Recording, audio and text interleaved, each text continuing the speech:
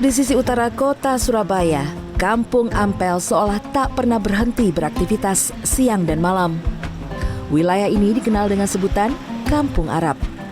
Akulturasi budaya tampak nyata antar etnis Arab yang merupakan etnis mayoritas di kampung ini dengan etnis-etnis lainnya seperti Jawa, Madura, dan Tionghoa. Kampung Ampel merupakan salah satu kampung tertua di Surabaya. Di balik hiruk-pikuk aktivitas perdagangan di dalamnya, Kampung Ampel menyimpan jejak sejarah penyebaran agama Islam di Pulau Jawa yang dilakukan oleh sosok Sunan Ampel.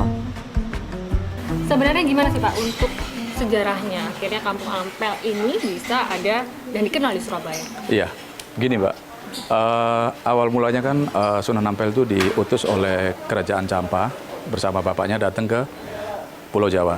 Nah, disinilah Sunan Ampel menyebarkan ajaran Islam. Karena pada saat itu Kerajaan Majapahit itu agama Buddha dan Hindunya lagi melemah. Sehingga Sunan Ampel datang ke wilayah Jawa ini itu untuk menyebarkan ajaran agama Islam.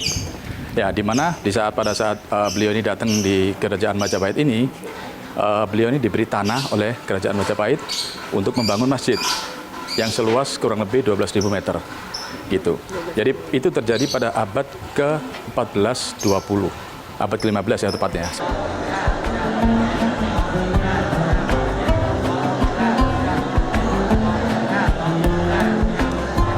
Lantunan doa dan sholawat sahdu terdengar kala itu. Di area pemakaman Sunan Ampel yang berada satu komplek dengan masjidnya, selalu ramai dikunjungi oleh para peziarah dari berbagai penjuru. Tidak hanya menemui makam Sunan Ampel, di area pemakaman ini pengunjung juga akan menemukan makam para keluarga dan juga murid terdekat Sunan Ampel.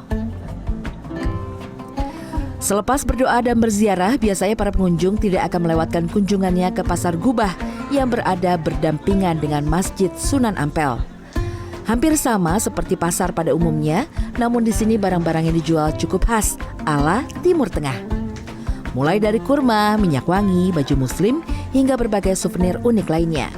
Rata-rata pedagang yang berjualan di Pasar Gubah atau biasa disebut Ampel Suci ini sudah berdagang sejak turun-temurun. Kalau mulai berdagang saya kurang lebih 25 tahun, merintis sendiri gitu. Jadi awalnya nggak gini, istilahnya tuh kayak meja kecil itu. Awalnya ini kan kampung. Jadi seiring berjalannya waktu, makin tahun makin rame, rombongan peziarah itu makin berdatangan, berduyun-duyun. Akhirnya dibukalah sebuah ide untuk membangun usaha kecil-kecilan. Kiai Haji Mansur merupakan salah satu jalan besar di kawasan Ampel. Nah, jika Anda sudah puas melakukan wisata religi dan sejarah, Anda bisa menjajal berkunjung ke kawasan ini. Di jalan ini beraneka ragam kuliner khas Timur Tengah dijajakan. Ciri khas makanan khas Surabaya biasanya diolah dengan berbagai rempah-rempah pilihan, sehingga tentunya kuliner Ampel memiliki cita rasa tersendiri.